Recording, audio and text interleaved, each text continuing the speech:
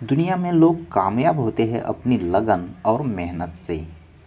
नाकामयाब लोग सिर्फ दूसरों की खामियां निकालने में माहिर होते हैं।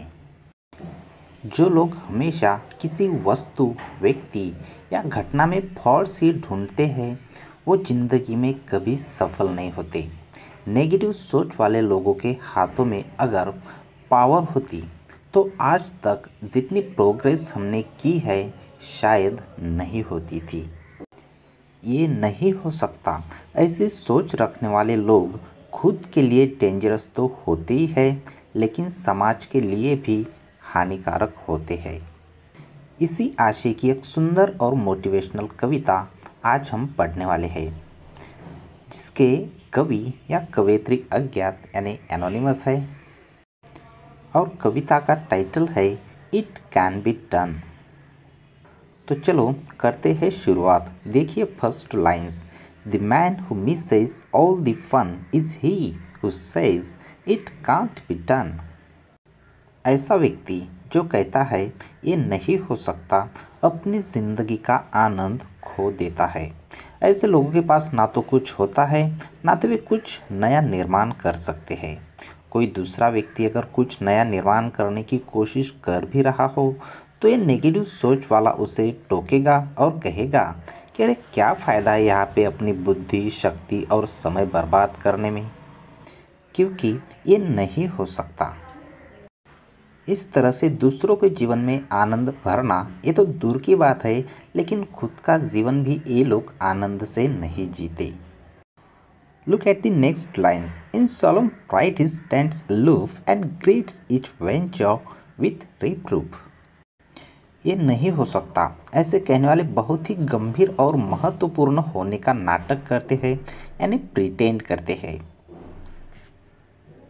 इन सॉलम प्राइड का मतलब होता है बहुत ही गंभीर, इम्पोर्टेंट और भव्य दिखना।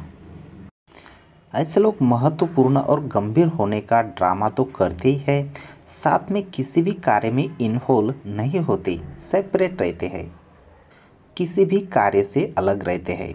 बाकी के लोग कुछ कार्य करते हैं तो ये बाजू में खड़े रहकर देखते हैं, और जो लोग कार्य कर रहे हैं उनका कार्य फॉल्टी या अधूरा कैसा है ये बताने को नहीं चूकते।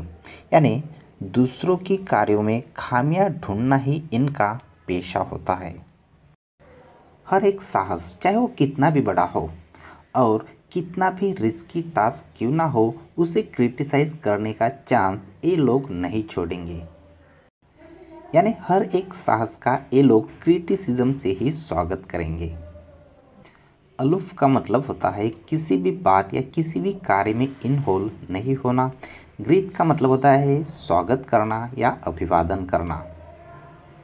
वैसे ही वेंचर्स का मतलब शौर्य या साहस, और रिप्रूफ यानी क्रिटिसिज्म।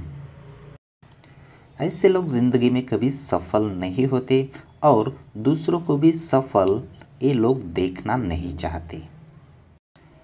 अगर किसी ने हवाई जहाज भी बनाया हो तो ये लोग कहेंगे कि अरे ये तो पानी पे नहीं चलता।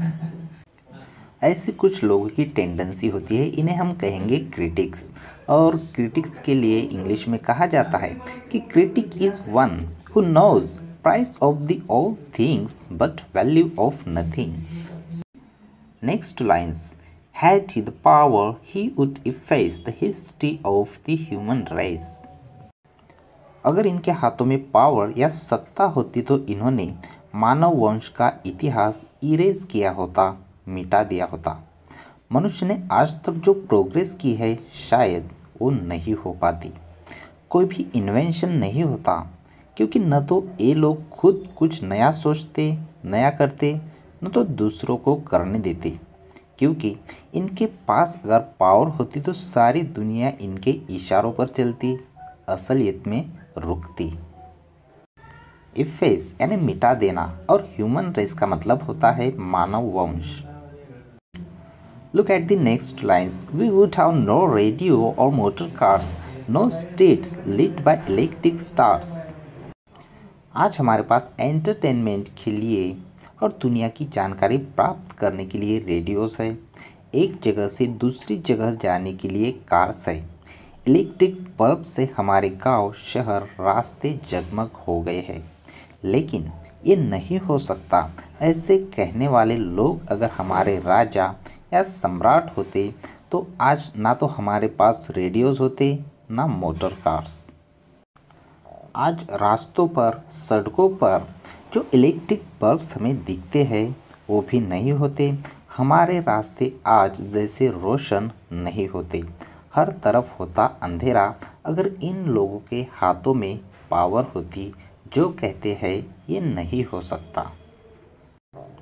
Next lines, no telegraph no telephone we would linger in the age of stone.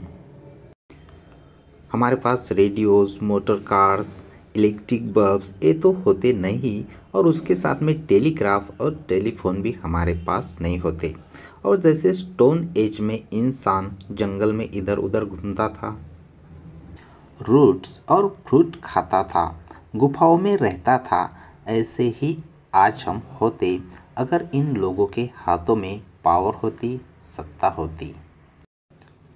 Telephone से हमें कम्युनिकेशन में गति मिल गई है और इलेक्ट्रिसिटी से हमारी बहुत सारी कार्य बहुत ही आसान हो चुके हैं। अगर इंसान की पहले पास से नेगेटिव सोच रहती, नेगेटिव थिंकिंग रहती तो आज ये सब हमें देखने को नहीं मिलता था।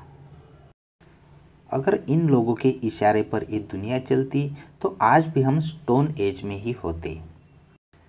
लिंगर का मतलब होता है to remain in a situation और a place. The last lines, the world would sleep if things were run by man who say it can't be done. ये दुनिया आज भी गहरी नींद में ही होती अगर ये दुनिया उन लोगों के इशारों पर या उन लोगों की सहायता से चलती जो लोग कहते हैं इट कांट बी डन, यानी वो नहीं हो सकता। स्टोन एज में हमें मालूम है कि इंसान की इतनी प्रगति या इतनी डेवलपमेंट नहीं थी।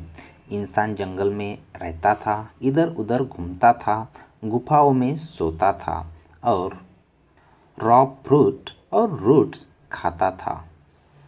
आज भी हमारी सिचुएशन वैसी ही रहती जैसे उन लोगों की थी। आज दुनिया बहुत ही तेज़ हो चुकी है, लेकिन इन लोगों की सहायता से या ये लोग इस दुनिया को अगर चलाते थे तो आज ये दुनिया गहरी नींद में रहती थी।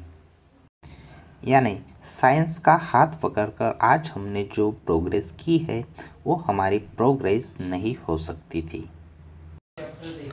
For more videos, don't leave the page without subscribing the channel. Thank you.